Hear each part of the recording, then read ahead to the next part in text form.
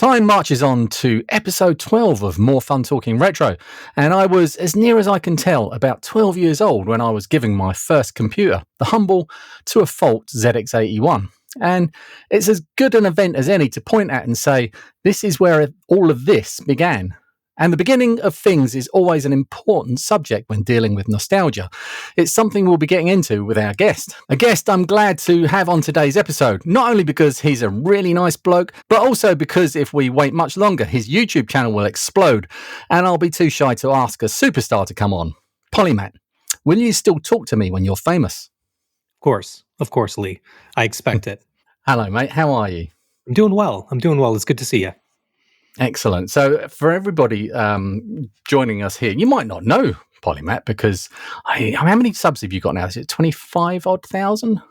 When I'm just nearing 30, and so hopefully when this is released, I'll be ticking over 30. So yeah, fingers crossed. Amazing. So Polymatt runs the YouTube channel Polymatt. So his name is actually Matt. I like to call him Matt because that's his name. And well, why don't you describe what you do on your YouTube channel? What is it? What's it all about? It's a scary look into my mind. That's what it is. It's me doing projects and kind of the ways that I think about doing them and the absolute just rabbit holes that I get into when completing a restoration or a build. And I don't think that people realize the chaos that kind of happens before and during, because I love to learn more about editing and kind of the film side of it too, but I don't have really much of a concept when I start out with a project, and then I just kind of trust that I know myself and that I'm just going to go nuts and go down rabbit holes. And so what ends up happening is I have these very over-engineered, very involved projects that hopefully I have enough footage to come out with something interesting at the end. Okay, I see your channel as going to a lot of trouble just to change a battery. Yeah, that's fair. Because I have done that quite a bit. Well, yeah, changing a battery is as noble a cause as any, because these things do wear out, and we deal with this old hardware all of the time on our nostalgia-driven channels. And that was the video actually that introduced me to you, because I think it was Reese that put me onto you. We did invite you to the Big Red Arrow Club after he said, you need to see this guy. And I said to Reese at the time, yeah, he's going to be huge. And I've said this to you multiple times, and I'm probably just going to keep embarrassing you until you bloody well do it. But at some point, you've got one of those channels that is just going to explode, because the type of videos that you make are they have everything. They've got you've got the story, and I always believe that the story is the thing that you can hang everything else on. If you haven't got a story, it's just an information stream and nothing makes sense. And without a story, you don't really have a good video. And your stories are there and apparent right from the beginning and right up to the end, skipping the sponsor section. And then, but as well as that, sorry, I'm just going to carry on for a bit. As well as that, you've got amazing visuals. You've got excellent presentation styles. You've got all of these incredible skills in hardware and software that you knit all of this together and make these amazing videos. And I'm not going to say that you're unique in what you do, but you're certainly somebody that you're a rare breed in that you do the hardware stuff, you do the software stuff, and you have all of the chops to put all of this together in a style of video that just appeals to a wide audience. Something most of us can only dream of. How the hell did you get to that point in such a short time? It hasn't been a short time. It's been a long time learning. How long? Sorry, tell us how long. Oh God. Okay, so I started I guess you could call it my career when I started my first full-time job at an internet service provider back in probably 95, 96. Um, now, to me, I know this will date me, but that was my kind of high schoolish years, and I never completed school. I ended up dropping out and kind of going into technology and kind of just having some bumps along the way. But it's not a path I'd recommend for most, but it's a path that's served me well. But I was always really interested. So I grew up kind of in the industry as a software engineer, but my interests were varied. My poor parents, I played every sport as a kid. I was in art class, I was in band, I was in kind of all of the creative arts that you could think of. And I just had a real curiosity, I think you could call it, that's kind of, driven me throughout. And so it's not that I've been professionally trained on much, but it's because of my curiosity and interests. And honestly, what I see this channel is a way for me to continue learning, right? To learning Mm. new skills, new techniques, continuing to develop things. I think one of my favorite comments I get on videos is that some people might see as nasty, but I kind of get a smile every time I see it, which is like, what's the point? Right? Like, why? Why did you go through all of this lengths for something that I think the most recent one was, why did you go through all this length for something that like the next person is just going to throw away? And my response is always the same, is it's not about the end result, because it may hurt some people to hear that I don't end up using what I make much. Mm. It sits on a shelf or it goes into storage, or quite honestly, I donate it. Um, but it's about the journey. It's about learning. It's about having a new skill. It's about getting better. It's about failing at things and then realizing. I had Adrian from Adrian's Digital Basement reach out, and he's such a great guy, but he is not afraid to be like, "Hey, you got this wrong," right? Like, or you should think about this next time. And that's what I love, right? I love being Mm. like, "Oh shit, that's awesome," and so yeah, it's been a long time coming. I'd say on the hardware side of things, it's been about 6 years since I've actually started focusing on learning more of the hardware. I've always had the creative design. I've been using kind of 3D CAD programs and design programs for, well over a decade, maybe more. But I don't know. It's kind of all of it. As I am so envious of the skill set, because I'm comfortable with the hardware side, but I am very, very much missing. Well, I say comfortable with the hardware side. I am still winging it there, and you seem to be someone that understands things, but that can be a YouTube, fallacy, because we can appear to understand things That's because true. we've done the work leading up to actually making the video and putting that voiceover over it. We know the answers to the questions already. Yeah. So sometimes people can assume you're an expert on these things, and then therefore, well, he's going to be able to answer the very difficult question that I've got. Do you get that a lot? I definitely get requests and questions and things like that. I also I also try to show my failures too. I can't show every failure because then it wouldn't make for a good video, and not because of showing the failures is a bad thing, but literally just because of time, right? Or because there's so many failures? Or there oh, well come on, give there's me something. there is a ton of missteps. A common theme that Yeah. you'll see in my video when I print something, I print like four of them because I know that the paint job's not going to come out well on one of them, or I'm going to screw something up, or I'm going to let it out in the sun a little too long. It's going to warp, or the application of a detail is going to go wrong. And so those are reasons, right? I have a lot of people asking me like, "How much did it cost?" And I'm like, "Shit, Mm. you don't." How much? There's a difference. There's a how much will it cost you to do this, or how much did it cost me to actually produce this video, because I buy There's another question as multiples. well. There is another cost question as well. Is how much would it cost me to get Oh you shit. to do it? Because Yeah. that's a. I mean, we've got those. How much would it cost you and me to do it ourselves? And they will be fairly similar. But how much would it cost to pay if you were going to put my time into there? Yeah. Yeah, you couldn't It afford me, mate.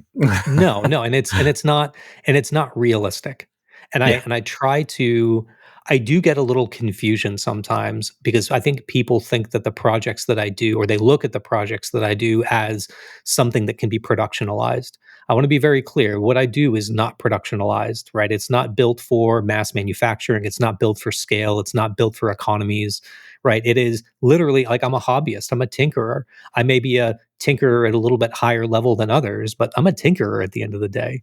And so Yeah. while I try to design like my 3D models, for example, I try to design those so that uh, a lot of people can print them, right? It's not like you can only print this with a large scale resin printer. It's like, no, the reason I design things in FDM is because that's what the masses have right now. Mhm. Now, but if you were to go through the entire process that I do I think that's realistic for somebody? No, but if you can pick up a couple of tips along the way, which I try to impart in my videos, then that's what I really want to try to get across. Not this kind of like shiny productionalized kit at the end of the day, but it's about what I enjoy, which is about the learning along the way. The only project that I've done that even comes close, in some ways, approaches the level of care that and effort that you put into yours is my long ago pinball build. It's about I was going four. to say, I Yeah, was going to say the pinball. Yeah. yeah, that one. That one. I don't think I'll ever be able to top that. I don't. And is that something you worry about? Is that Oh, when you put everything into a project and you've learned all these new skills and you actually nail it and it comes out amazing at the end, you get a brilliant video. Do you ever stop for a second? Because I do this and think, I don't think I'm going to be able to make the next one better than this. I am not, I'm not being overly dramatic when I say every single video. Every single video I feel like that is that I don't have another good idea. I don't know what I'm going to do next, right? Like, but I also trust myself to know that like something comes because something always does, right? Like Yeah, I just released a video about a CRT restoration and kind of a modification that I did. fantastic video. Thank you. Absolutely loved that. When I started that video, I literally thought there's just not enough here for a video, right? Mhm. Like I don't think I can actually turn this into something compelling because all I did was order a CRT not to make a YouTube video, but just to use myself off eBay. And then it had this mod and I'm like, well, that's interesting. I'd love to share this mod. Maybe I can just repair it. And then as I'm going through it, I'm like, I don't think like one, I don't think I'm going to be able to repair it because of the availability of the components because it was so old. And Mm. two, I don't know that this is going to be really interesting. And then I just thought, you know what? What if I do this? And then what if I do this? And then 100 things later, that came out to the video that it is today. But that's kind of how all my stuff starts. So I it's was like going I to have to ask you have the this. confidence in me that that's just going to happen. This was actually a question that I've queued up to ask you. Is are these projects fully formed ideas, and how much do they change from the point where from the point of conception to the point where you are making the actual project? But it sounds like it's very much an iterative It is. process for you. Yeah. It Oh, that's it really is. And there's things that I really pay attention to when it like I have a process like all of us that kind of create videos and go into projects. And my process of concept and design of a project is no different than if I were just home tinkering, being like, actually, you know what? I think this would be better. You know what? I think I'm going to go this direction. I'm going to do this. And I just trust that that's just going to happen with me. And so I don't do a lot of planning. I do a lot on the back end, right? mm, After I've got 20 hours of footage that I need to edit down into 20 to 30 minutes, right? Then it's like, all right, what are the most interesting components about this? You know? And then that's where the story comes out. I don't even script. I don't even write one line of script down. If you can believe it, I shoot. can't. I just shoot everything. I take the groups and sections because really my projects follow a flow that I think is interesting because they just kind of happen that way. So I group them into like logical sections And like some things I may change the time of, being like, actually, it might be more interesting if I show me doing this part before this part, right? But like that's really all that I do. So I edit it down, and then once I have a tight time, right, I put it to music, and I cut the film in, like the sections into the music, so that the music actually makes sense for what I'm doing in my head, right? Makes sense for what Yeah. I'm doing. And then the very last thing I do is I record my intro, I record my outro, and then I record my VO. And all I'm doing when I record my VO is watching my video that I've fully edited and then just talking about it. Do you then have to slip the audio back a couple, like a second or two, just so that it seems to happen at the same time? Because there's some processing going on as well, where you have to absorb what's happening on the screen before you can react to it. There is so when I'm actually doing VO, I look at the chunk, right? And then I do being like, all right, well, what should I talk about now? What's coming next? And then I'll edit the audio so that it's not overlaying on a musical build, or that Yeah. it's like I have sound effects in there with the big clunky switch of a CRT. And so I kind of do some playing around with it then. And by the way, it's not clean, right? I don't just like talk and it's all golden, right? I talk and be like, oh, that section's good. I need to re-record this. I want to say this differently. And so it's probably not the best process, but it seems to work for me. It's I would have said, if you'd have asked me, I would have said, "Oh yeah, Matt scripts and reads it off of a page, or off of a screen as he goes." But yeah, you've blown my mind. I don't know anyone else that does it that way. I wonder if there is anyone. I don't. Yeah, again, not something I might recommend for somebody to do, but hey, if Well, whatever it works for works. you, whatever works Yeah, for yeah. you. Yeah, and I think that's important actually for anybody that wants to start making videos themselves. You can take inspiration from other channels and and other creators and how people do things, and pick out the bits that suit you and the bits that appeal to you. That's actually probably the best advice that you can get. So, talking of influences, what about yours? Are there any channels that you really hold up there as people that you have inspired you to do this or brought about your style in some way? Yeah. So I love I love watching people who are passionate and are at the top of their game at what they do. It So matters me. less about what it is. Exactly. Exactly. When it comes to ZX Spectrum repairs, like you're the tops. Yeah, man. But I will say, you know, interesting like channels like Baumgartner Restorations. Mhm. It's this guy who he's got a art kind of conservator.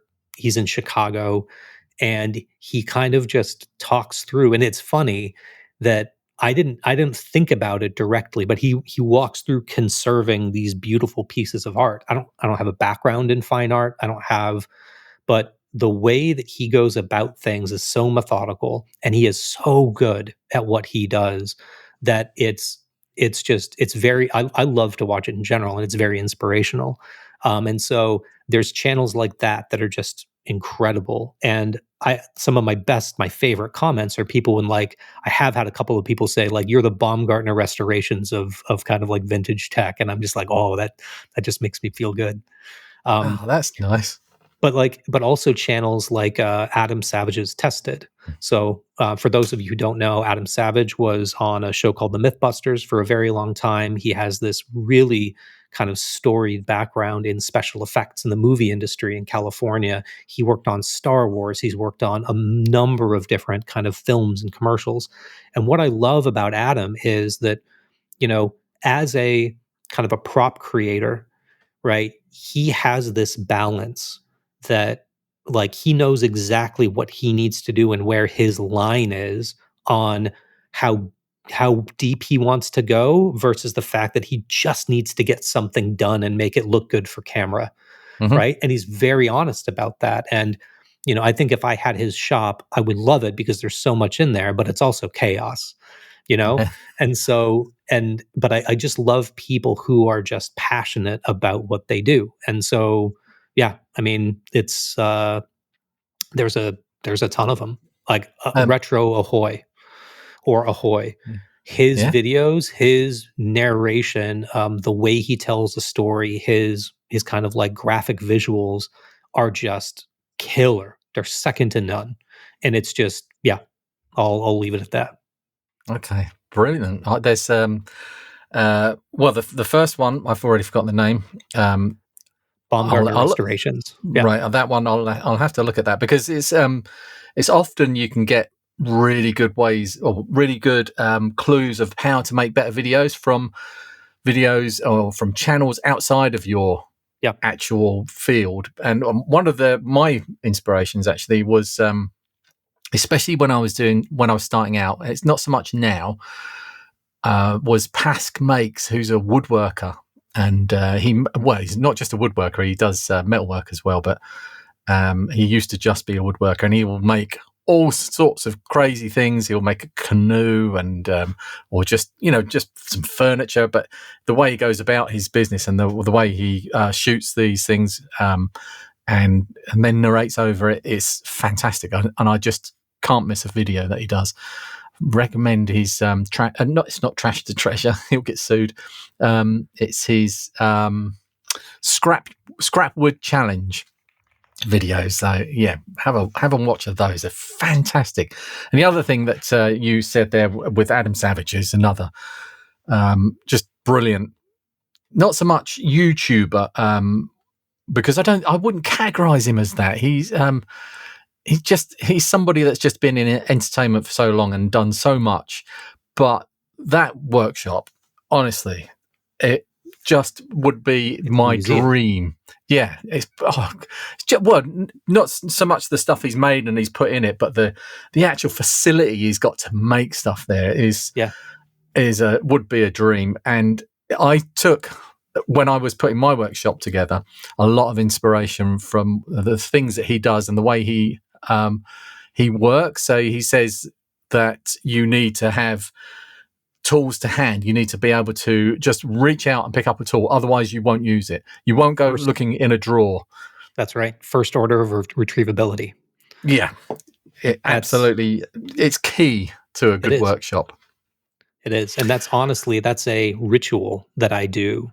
So after every video, I clean up, right? And I keep things pretty quote unquote tidy, but then I kind of like do a mental postmortem to be like, what were the pain points in doing what I just did? Should I rearrange should I move my soldering iron over here to make it easier because I know that I'm going to be using it, or things like that. And just having the things at your fingertips, another one of my favorite quotes of his are like things, drawers are where things go to die. Yeah, where tools go to die. Absolutely true. Yeah. Yeah. I've often said that. I haven't got any drawers in here. There's not a single drawer in this whole room. And I've got some surfaces where they could go. And a couple of times I thought, I could put a drawer under there. And then I'd think, no, Adam would tell me to not put it there. Not. Yeah. Adam says no. Right. So your projects are so complicated. And, not always complicated, but they end up quite involved and spectacular. How many have there ever been any that you've had to abandon halfway through? That's a great question. Thank you. You do ask good questions. I wouldn't say, actually, yes, but I wouldn't call it abandoned because I fully plan on going back to it. So I'd say about a year and a half ago, I started down the path of creating a new ThinkPad battery that would fit the IBM like 300 series. So there's a lot of them that use kind of the same battery. They were in the mid 90s, and it's been a thing where even the aftermarket manufacturers have obviously just stopped making them over time. And so at first I thought, I'll just kind of take a case and resell it and throw it back in and it'll be good. But then in my kind of normal way of thinking, it's like, well, like the real problem with these is that, I want people to be able to do this themselves. So I want to make a 3D printed case. And then I want people to be able to resell them, right? Put in new cells themselves. And so I don't want a kind of a shrink wrapped soldered pack.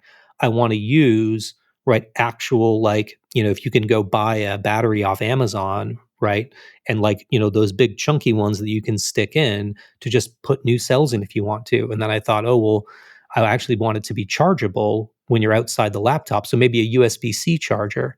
And then I started thinking down through all these things. And what has tripped me up and what I couldn't get past is the connector.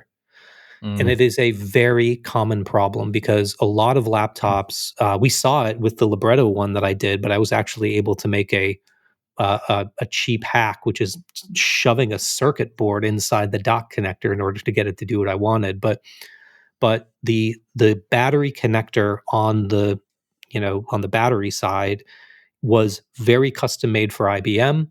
I have been able to see an actual like CAD diagram of it, but I was never able to actually replicate it in a way where the average Joe could do it, when somebody could do it on their own. And so, like, that is just kind of, and I've thought about 100 different ways, and I still, like a random day when I'm out walking my dog, right, I'll be thinking about, like, is there another way to do this connector? And so that's been a couple of years. It's still in a box in the project rack, but haven't gotten there yet. Haven't cracked it. Oh, it's nice to hear that, because gives me a little bit of hope, because literally this whole room is projects waiting to be done, or many of them are halfway done. So you said that you'll be walking the dog and thinking about these projects. Is that one of your places to actually? Because I find that I can't, if I'm at a workbench or if I'm at a desk, I can't. Well, it's not impossible, but I've got too much distracting me to actually come up with ideas and maybe develop ideas that I've already got, or put the flesh on something like a script that I want an idea for a script or for a video. Not that you script. Is that your best place? So where's your happy place to actually think up these ideas? That's probably the one that I do the most because it's just a very kind of quiet time. My dog isn't she's very tiny, Pickles. little Pickles. She Cute let's see, dog. is she yep, she's in her bed over there. She's kind of Ah. nestled in. She's very tiny, she doesn't walk very fast.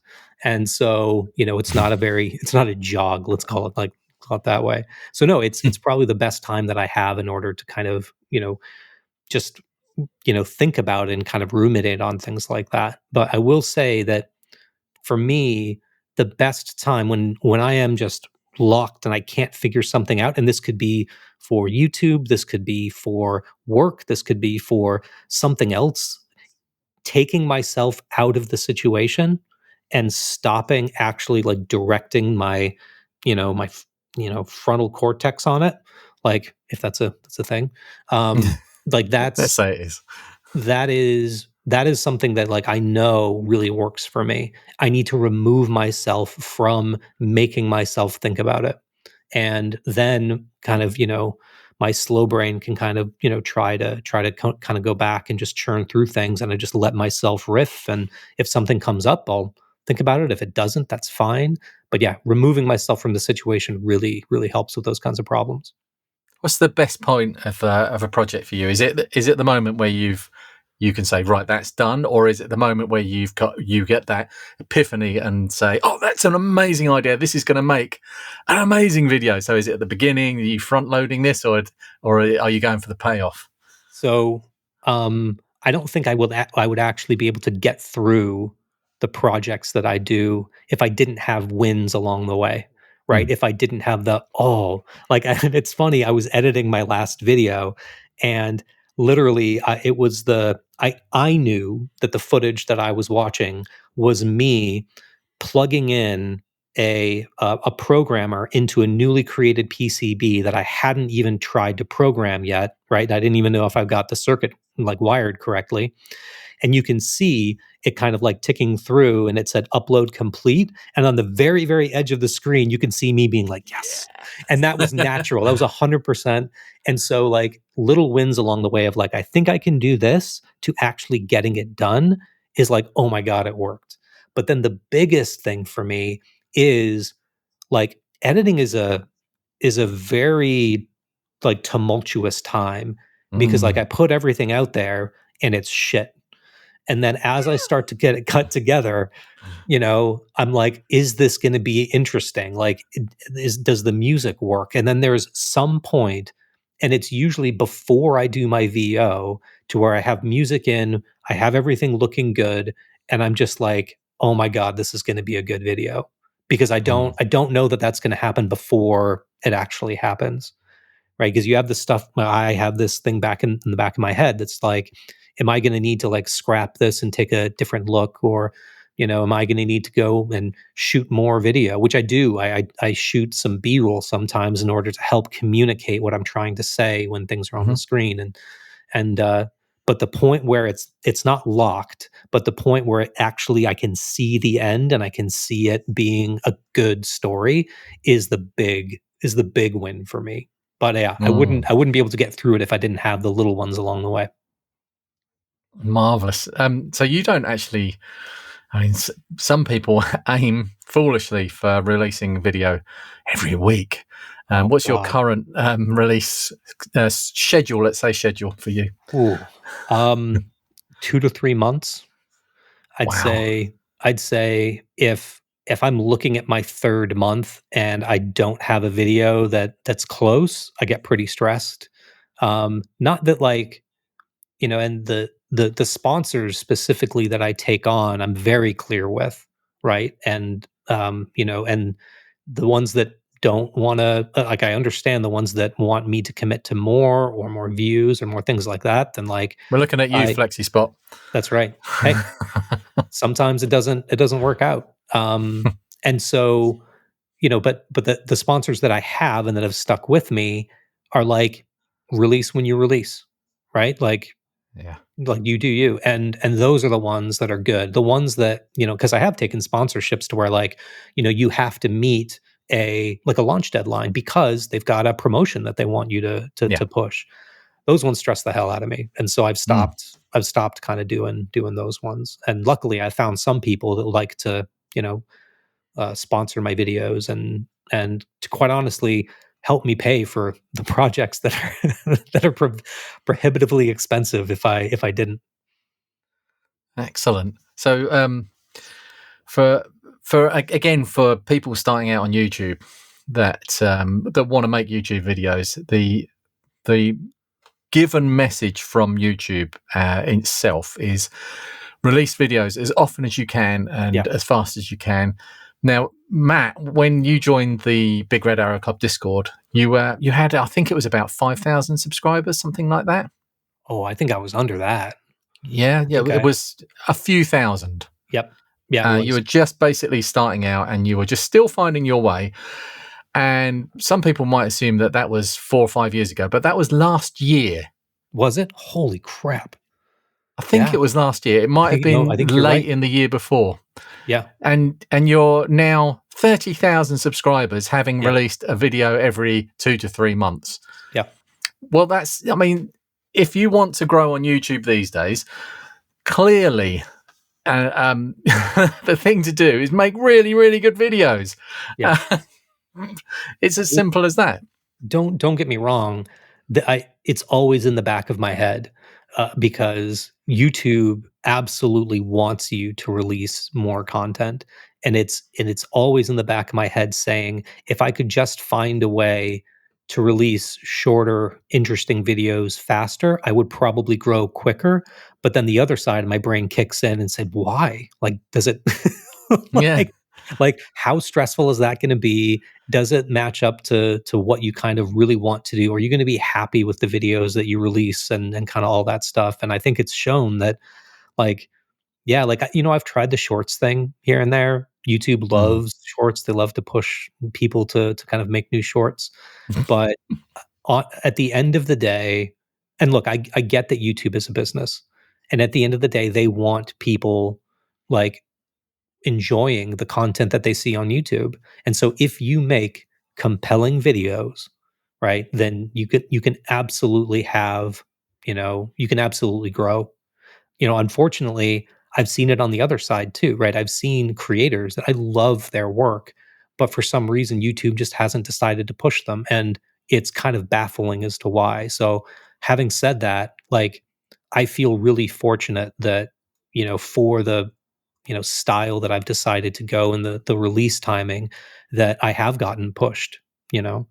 I think my last 3 or 4 videos have gotten over 150,000, That's views, incredible. and for a channel that I think I was only 14,000 subscribers maybe 6 months ago, or maybe even less, maybe 3 or 4 months ago. And so for a channel of that size to get that many views it just doesn't happen, No, right? it's because you're doing everything right, basically. Except And releasing constantly. well, how quickly? Let's take your last video, the monitor video, Yeah. as an example. Looking back, how long did that take? That took, like, from the actual project itself and shooting the project, took a solid 2 months. Right. So if you were doing this full time, Yeah. obviously you have a full time job already as well. If you were doing this full time and knowing everything that happened during that whole process, Yeah. how quickly do you think it would be possible for you to do that video from start to finish? It's a great question, because I think about that too. I don't think there's any way I would be able to do that video in less than a month. And it's Mm, not because, if you think about it, like, all right, nights and weekends is when you're working on your videos, so you're doing X many hours. But, if you had all this time during the day, clearly you should be able to do it 4 or 5 times faster, right? Or 3 times faster. That the reason it doesn't work out that way is because a lot of time is spent waiting, because a lot of what I do is, I go through manufacturing partners, right? PCB Way, is awesome, and they turn around things really quick. But, right, there's still, like, design, you ship it to them, you get it back. Sometimes you have to, like, make a tweak or a change and it goes back. And then so that's like 3 or 4 weeks right there, right? That mm. you don't have something that you can shoot. And so, I don't, yeah, for a video of that kind of complexity, right? Like, I don't see me be even full time doing it for less than a month. So maybe if you were doing it, this is obviously fantasy football talking. If you could do this full time, would you be able to have multiple projects running at the same time? Do you think your brain would be able to cope with that? I don't think so. No, that's the thing, isn't it? Because a lot of us do this Yeah. in the way that is most efficient for us, as it could be. Yeah. And removing that pesky thing that takes up 8 hours of your day and pays the bills Yeah. is not always the way to be able to be more productive in making videos. So what about your ambition? So your channel ambition, and as a Brit, it's not something we're comfortable expressing. But I mean, you're an American, so you're going to be able to do this. You'll be able to lay this on as thick as you like. Where do you see yourself in, say, 5 years? And do you think what are your chances of getting there? I think that in 5 years, right, if I continue to kind of put out some similar content at a similar pace, I hope that I could have maybe 500,000 subs.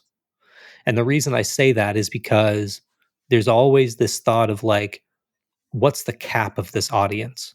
Yeah. And I think about that in my videos too, because in the way I present them, I don't want to come off as a pigeonholed as a retro kind of tech thing. I don't want to come across as no, and it's a conscious choice that I made early on, and it's not just to get more subscribers or kind of increase the potential of my market size, if you will, right? But it's about the fact that, like, I don't want I want to be, like, catering to younger audiences who are just wanting to get into this kind of stuff. I want to be catering to people who are maybe software engineers who didn't even think that you could do both, that you could be in hardware and software at the same Mm. time.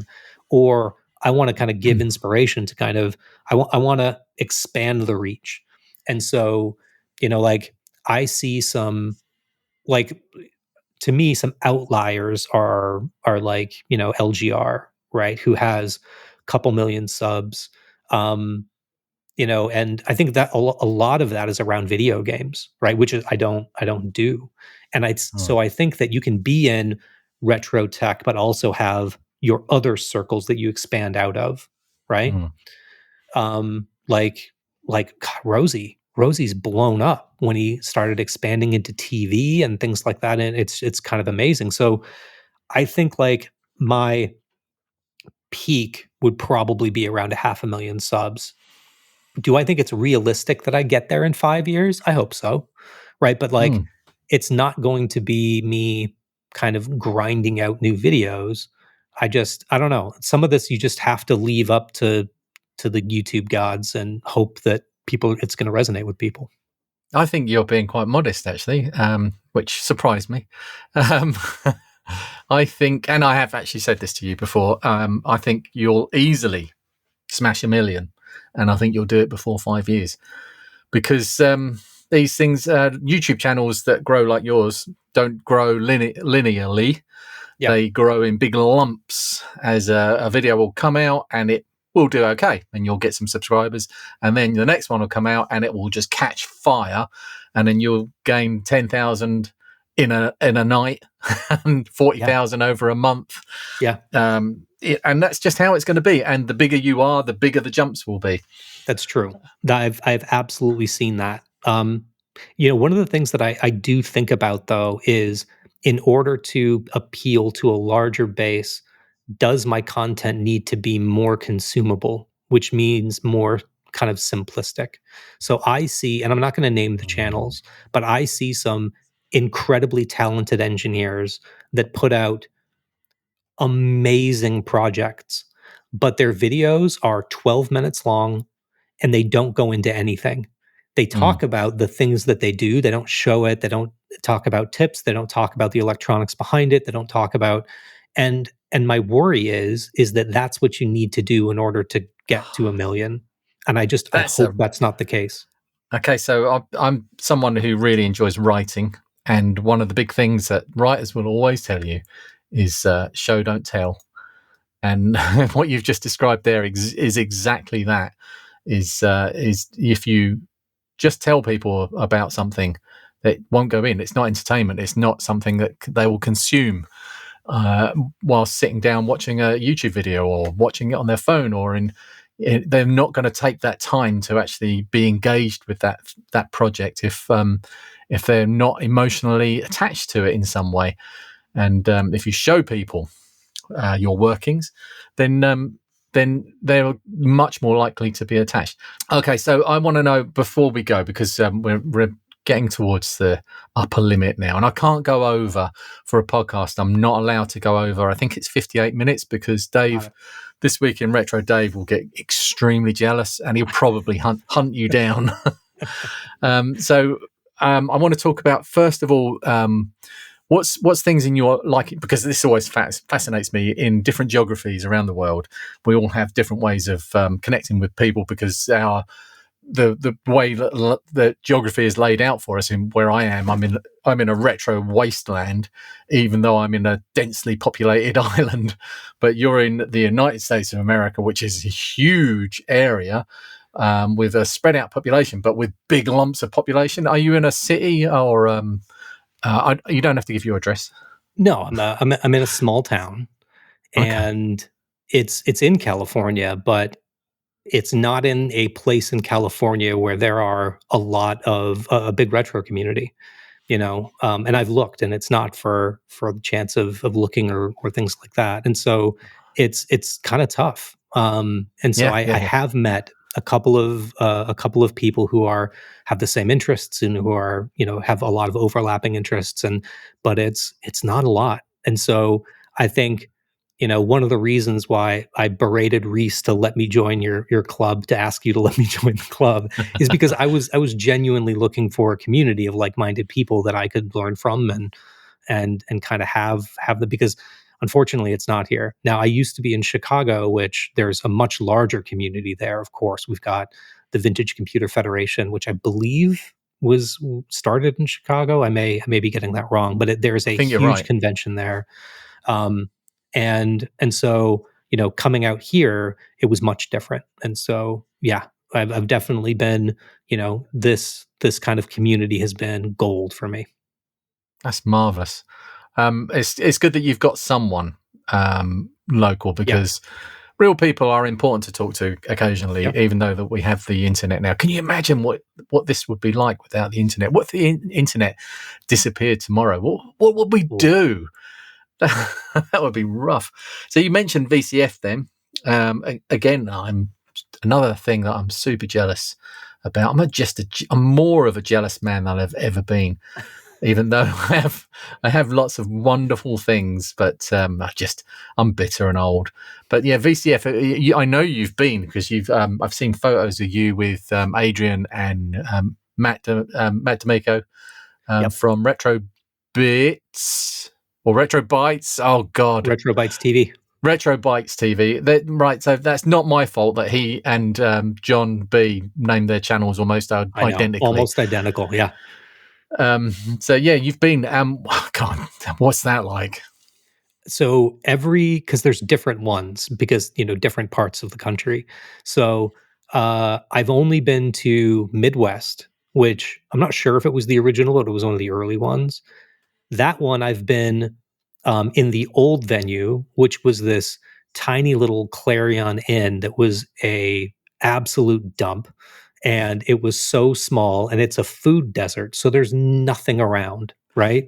Oh And no. it was growing so big at the time, because I only started going maybe like 4 or 5 years ago. It's growing so big at the time that it was just overflowing. It was terrible. They have since moved into a proper convention center that was night and day. The people have always been amazing. The people that go, the showrunners, yeah, it's always been a lot of fun. But now that they're able to actually like spread out and breathe a little bit, that it seems, it's a ton of fun. There's a brand new one that opened up called VCF West. That's in outside of it's in Texas, and that's one I had a booth at one point, and I went and I met a bunch of, and actually that's where I met in Texas, is where somebody walked over and said, "Oh, do you know that these two other people are actually like in the same town that you live?" I was like, "You got to be kidding me!" So that's where I actually met the people that are now local to me. Yeah. It was fascinating. And now there's a new one that's come up in Southern California that unfortunately I have not been able to go to, because my main job, I travel during that time. And so I haven't even been to go to the one that's just a couple hours down south. So yeah, but no, they're amazing. Everybody is just, it's a very kind of cool community, and the outliers are the people that make it not as fun, but they're few and far between. So this podcast is going out. Let me try and work this out on the fly. No, I'm not going to be able to, because it's over it will be the 1st of June. I was going to say July, but that's the other month. This podcast will be going out on the 1st of June, and I will be actually in Swindon at the Retrofest event. Nice. Which we are hoping is going to be, or I'm hoping is going to be, the VCF of the UK. And it's looking really good, because the first day is already sold out. I think it's sold out, or it's becoming sold out as we speak. And the second day is selling well. So it's for a first try. It's looking like it could be really good, and I'm really excited to be going. But there's part of me that's thinking, yeah, but in America it must be so much bigger. But is that necessarily a good thing? What do you enjoy the really, when there's like thousands of people there, compared to the ones that are a bit more, personal? And I actually stopped going to VCF Midwest when it was at the small place, because the thing that I really enjoy about going to those things is talking to people, Yeah. Mm-hmm. right? And not just passing by, "Oh, that's cool. Okay, bye, see ya." right? It's like, no, literally having a meaningful conversation about something. And you can't do that when it is so crowded. And so Mm. I think that the space of the new Midwest gives it that ability, but there's still a lot of people like, like there's a line of people that follow around Adrian wherever he goes. And amazing, the guy talks to all of them. Like, I kid you Mm. not. But it's I like smaller things. I mean, it's just me in general, right? I would rather go to a kind of a small, kind of like music event than a big festival. That's just my personality. But but no, it's cool to have so much because you get to see so many different things and people's takes on different things and projects you didn't even know existed. But when it gets to the point where you can't have a conversation, like that's a little rough. Yeah, the points of the year where I can get out of my workshop and go to events and go to the cave, and I've got Cambridge is not too far away from me, and the Museum of Computing History. There's often events there, and when I And you get to go to get the to go, cave.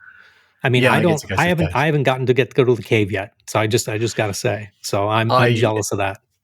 yeah, that's good. That's all right. That even sings up a little bit, and it does make me feel a little bit better because the cave is just incredible, and it's such a good place to actually go and talk to people. And because it isn't, I think the most people that have had there is something like 40-ish, Yeah. Guests on a day. And I was there that day, and it was fantastic because we were just everybody pretty much. I invited quite a few people that I know along, and everybody kind of knew each other already, Yeah. so there wasn't any awkwardness starting conversations. There was always someone to talk to when you've got that many people in such a not a tight space, but in a confined space where there is all of this stuff that is basically a whole massive room full of talking points. Conversation starters. Yep. And yeah, it must be a little bit like that. But yeah, I just live for these days where I can get out and go and talk to other people that love the same things as I do. Fantastic. Right, so the last thing I want to ask you is no, two questions. The first question is, what was your first computer? Because we have to fulfill the YouTube trope. I know we have to. Yeah, you've Now, got to do it. So do you want to know the first computer that I have memory of really working on a lot, or my first computer that was mine alone? I'll let you choose.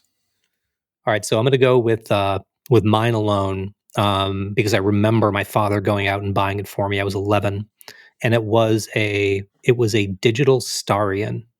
So Oh, digital, it was. I mean, this is like the DEC, Digital Equipment Corp, the things that made huge servers. They actually had a consumer line. Who knew, right? I've never even heard of this thing. Well, I had the hardest time finding one because, like, again, another trope is that we all have to go back and find our old Yeah, yeah. first computers, and Mm-hmm. so I had the hardest time, and finally, like, one just popped up after years and years and years of hunting, and yeah, it was. I didn't even remember the brand name. I only had a picture in my head, and so I thought I was looking through logos. I thought it was digital, but it didn't make sense because, you look up DEC and you don't get Yeah. personal computers. But that was my Mm. first, and it ran Windows 95, and it was a game changer for me. Fantastic. And the other question was um, modern gaming. Do you modern game now? And what is your game of choice? I I would love to love gaming. I I have a massive respect for gaming, but it's more an interest in the technology behind it rather than sitting down and playing a modern game. Don't get me wrong, like in my life, I have dove in deep into I have played more of the Elder Scrolls series from the originals, like Arena, all the way up to kind of we're still waiting on the new one to come out, and I will Yeah. probably invest a heavy amount of time. But I have an Xbox and a Switch, and like I just don't, and it's because at my free time I just work on my projects. I've count myself as a a serious gamer. I haven't played a game in probably. I sat down and played it. Apart from when after the charity event, when I promised myself I was going to get some time to play Satisfactory, and which I did Oh for. yeah, that That's looks like a game that would be right up my alley. I would Yeah, probably you would lose love that. weeks and months into that game. Oh, Yeah. such a good game. But I did just wean myself off of that after just a week or so, because I knew that I didn't know. I felt that I was wasting time, the time that I could be putting into projects, and Sure. it's just who we are now, isn't it? But Yeah. that's the way it goes. Interests ebb and flow. I might get back into it. I still love to see the games that are coming out, and I always have it in the back of my head, or I'm gonna put some time into this, but I never do. Right, it's time to slam the screen door shut in the face of that door-stopping salesman trying to hawk his encyclopedias, take ourselves off to the snug, pour a couple of fingers of bourbon, and fall asleep to something random on PBS. None of this happens in the UK. The equivalent would be politely asking the salesman to leave after having fed them, made them numerous cups of tea whilst listening to their presentation, and as they make their way out through the front door and down the garden path, wonder where the hell you're going to put these encyclopedias, before making a fresh pot of tea, wandering into the front room and falling asleep on the settee whilst watching something random on Channel 4. It's practically the same. If you've enjoyed this podcast, fulfill your side of the social contract. You know what to do. I won't spell it out. Like and subscribe. And if the sound of my voice doesn't make you want to scratch off your own ears, you can find more of me doing things like building cool stuff and fixing broken cool other stuff on my YouTube channels, More Fun Making It and More Fun Fixing It. Please check out Polymatt's content too if you happen to want to watch someone doing brilliant things brilliantly. Makes you sick. Thank you, Matt. I will let you have the last word. Thank you, Lee. It's always a pleasure to talk with you and to kind of go through the what and the why of what we do. I think it really does give a lot of insight into people who just think that we just sit down and easily kind of turn out this kind of stuff. But there's a lot that goes into it. So thanks for giving the venue and the opportunity, and it's good to chat with you. I can't say anything because I said I'll give you the last word. That's it then.